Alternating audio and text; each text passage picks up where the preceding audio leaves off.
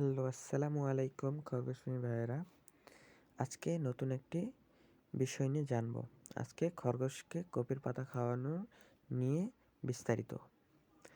খরগোশকে কপির পাতা খাওয়ালে কি হয়?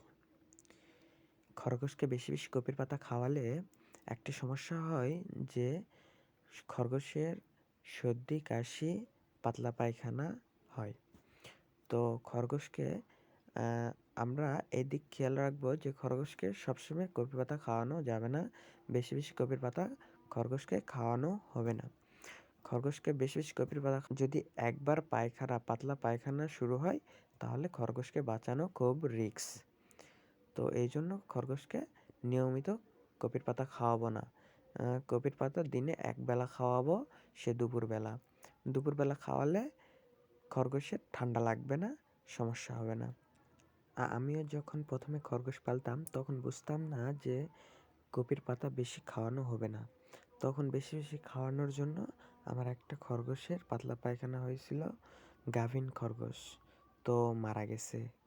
তো এই জন্য সবাইকে বলতেছি যে বেশি বেশি কপির পাতা খাওয়াবেন না, নিয়ম করে কপির পাতা খাওয়াবেন, তাহলে খরগোশ সুস্থ থাকবে, সবল থাকবে।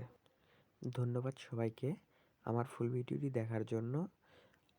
আর আমার এই ভিডিওটি আপনাদের কাছে কেমন লেগেছে তা অবশ্যই কমেন্ট করে জানাবেন।